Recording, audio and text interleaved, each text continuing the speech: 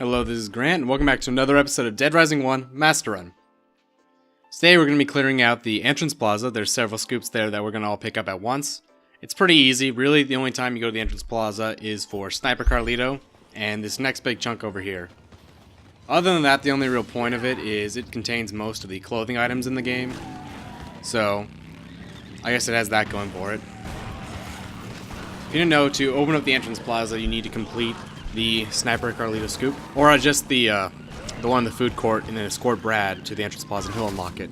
It will also open up at the end of, I think, the first day. If not, it might be the morning of the second day. It'll open up regardless, even if you haven't done those cases. So unfortunately, you can't really use the motorcycle much past this point. If you want to go the other way, you can go all the way into Wonderland Plaza and then into the food court, but that's about it. It's not very good. It's really just for like a gimmick, which is too bad. It'd be kind of cool if we could get it out here, because there's cars here and whatnot, but they're so out of the way it's never worth it. There's the car underneath Paradise Plaza if you have the key. I've never found a huge use for it other than in the bomb run, but in theory, if you wanted to go to a very specific area where you had the key but maybe not the shortcut, it would be pretty fast. You just have to know your way around the map.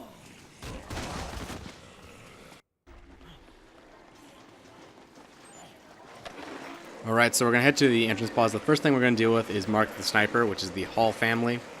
It's 3 guys, they all have sniper rifles, and they're basically taking pot shots at you and another survivor. They fall in the category of psychos that I wanted to be really hard and like have cool strategies for, but really just run at them and swing, and they'll go down really fast. Or if you have a shotgun, just run at them and shoot. I'm surprised you can't save at least one of them, particularly the third brother here. I guess the second brother, but the third guy, since he's so against shooting. Oh well, I wish that was more of a thing. Like, I wish there was more challenges in this game, because it was actually pretty easy to do this, like, level 1 through 50 run, because you just have so much downtime.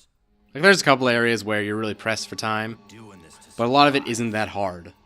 Or you just kind of show up and wing it every time. Using a firearm for self-defense is our God-given right as Americans, Thomas.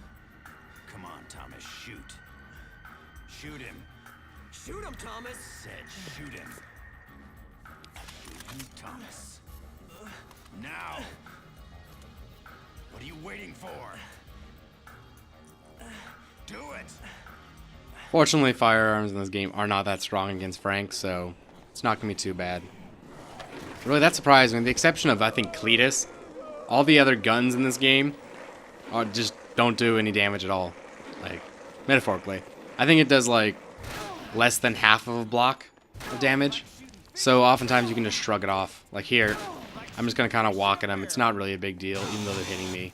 Especially when you have a strong weapon, it's such an easy trade. It can be a little annoying to do this if you're not that fast, like if you're really low level. Like if, say, you were level 1, this would be a huge pain to do. But here it just like tickles. Like it takes like 3 or 4 shots to get a block down. And I can easily like pop down. There's a snack over the stairs. There's a couple things on the landing of that area. Luckily Jack was kind of dumb and he went in here. Oh well. Easy. Plus from the look of it, we'll be right by our next location. Make sure when you do this, they actually have a survivor that they don't show, who's hiding in the beauty shop across from them.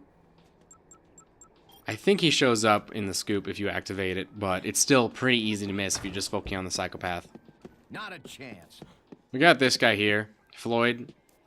He's an old man who appreciates antiques. All you have to do is talk to him. It's pretty easy. This is a really cool store I think a lot of people miss, because it's the entrance plaza, which you never really go. 2, it's really small. But it lets you get swords, and I think the only place to get a battle axe is here.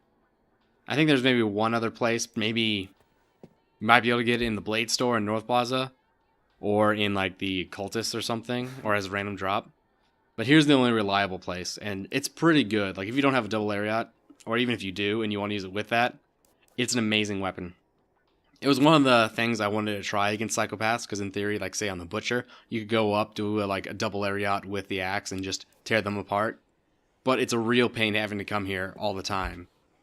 And again, I would love to have had a reason to test that, but since everything else, like the chainsaw, the small chainsaw blows everything else out of the water, it's really not necessary.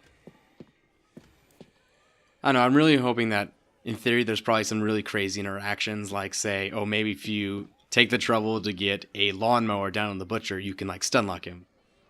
It's just too bad that that's not a thing. Or maybe that there's a great use for the Spitfire drink where you drink it and, I don't know, maybe it doesn't make psychopaths aggro for some reason, but it lets you kill them. Who knows? Those weird interactions are probably there, but there's no reason to go out and find them.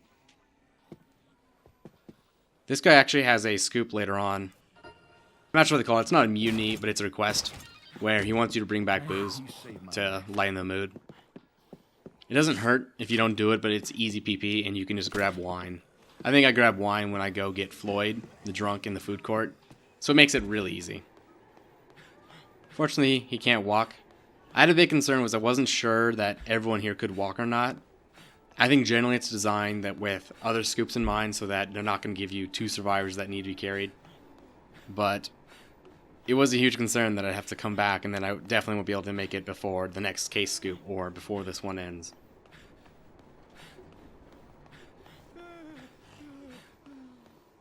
So we got Wayne over here. Again, you just gotta talk to him. Kill the snipers. Pretty easy. Honestly, those snipers are way easier compared to Sniper Carlito that you also fight here much earlier. So I don't know why they didn't branch out more. Maybe this area was just really well designed for kind of a sniper boss enemy, so they just wanted to reuse it like that, I guess. It kind of works. It's very long and flat.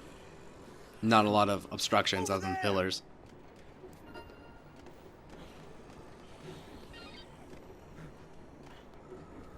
I wonder what my favorite survivor is. I really like the guy who's just stuck in the boxes. I think that's really funny. I like Greg, the dude who opens the shortcut just because he's so useful. You get the chainsaw and that. I'd have to think about that. So, this one's kind of tough. I think, or at least it's really glitchy for me. You need to go talk to her, and she'll say that her sister, I think, or her friend, got left behind, so you have to go find her friend with her and have them meet up, and then they'll come with you. It just takes a while. I always kind of panic when that happens, like when the lights go out. I think that happens at 7 or 6:30. I want to say it's 7 because then that would also signal when all the zombies get tougher. But it always catches me by surprise, like when I'm talking to survivors, or it happened during my Adam boss fight, and I thought it was like some weird attack I had not seen before, or that my TV was about to shut off.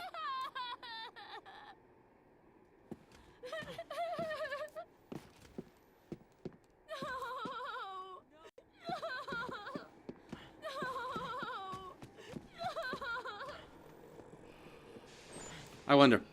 I read a interesting little write-up where a guy was trying to save people from the entrance plaza at the very beginning of the game, and he would even do stuff where he'd like pick up the survivors and carry them and throw them up the stairs. That didn't work. But I wonder if you could forcibly save a survivor against their will. Like, certain ones will not come with you until you do a certain task, but if you could just pick them up and keep carrying them farther and farther, like would they transition with you? And if they transition, could you take them all the way to the safe room? I might have to try that. That sounds pretty interesting, actually. It'd be a pain, but I just have to find one good candidate and see how it goes. Another thing I kind of want to do is take one of the couple from the very beginning of the game, like that couple that split up on the rooftop, and just have all other survivors either die or get turned, but like, just like let that one guy, see if I can get him to like the very end of the game. Like bring him to, like, I don't know. Can you take survivors to the Carlito's hideout? Not sure. But if you could get them down to like some of the very last boss fights, that'd be pretty cool. Or like I don't even know what happens to survivors. Like when everyone else leaves, like if you do the ending A, Otis leaves with them on a helicopter. But if you still have someone in the mall, how does that work? All these things to test.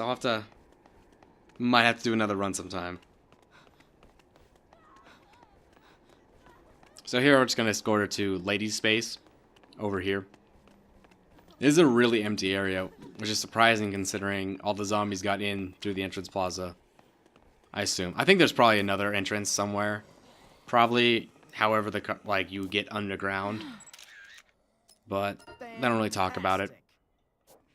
But yeah, it's really clear here, and I think it might just be because every time you come here, there's a boss.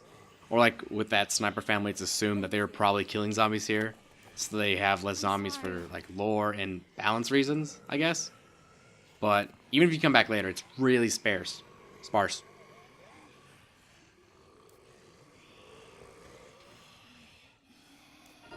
I remember, like, the way you get to the security room at the very beginning of the game is you go through a tunnel in the entrance plaza. And I remember when I was just starting, like, I got in here, like, the very first time I ever played, my arrow was saying I should go into that tunnel because it technically does lead to the security room, but it's welded shut for Modus. So I spent hours, like, it took me a long time because it's like a long tunnel with a bunch of zombies at the security room door. So I was really bad. I was like level 1. It took me hours just to get like to the end of the tunnel, and then I realized the door was locked, and I was like, I'm so confused. And then I was like, oh, it's the security room. I know how to get there. But I had this whole plan where it's like I got like a queen, I got like those giant umbrellas so I could just push them all out of the way, but that didn't last the whole way. So then I think I got a battle axe, and it was quite the adventure, and then it was all for nothing.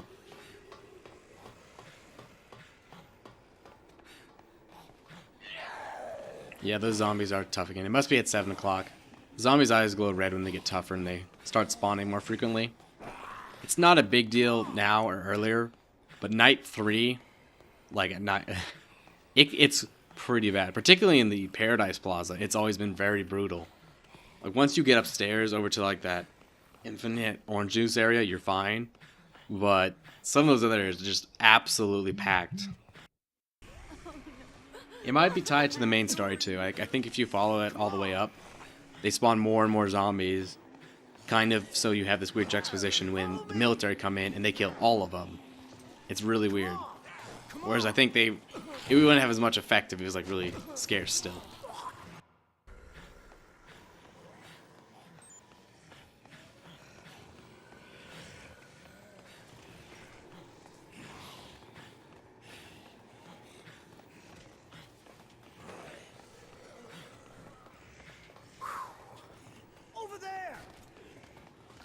Mannequin Torso is really good.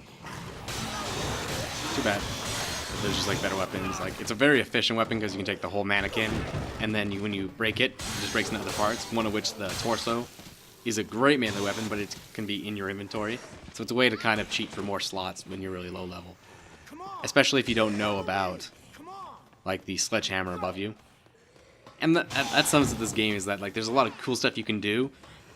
But if I wouldn't give you like anyone the tip like, oh, use the mannequin torso because it's good. I would say just, oh, you probably don't know about the upper floor of the warehouse. Like that's such a bigger tip, and it completely makes everything else moot. Come on. Follow me. Over there. But we're gonna finish up this episode. This is Grant. Let me know what you think. I'd love to see some more topics. Let me know how you think it's going. If you want to give it a shot yourself, I'd love to talk to you about it. I'd love to do a stream where I do like a challenge run with some really weird criteria to see if I can do like another 1 through 50, or just maybe only use certain weapons, or maybe have to have a whole army of survivors or something. Let me know below. I'm really curious about what you guys think.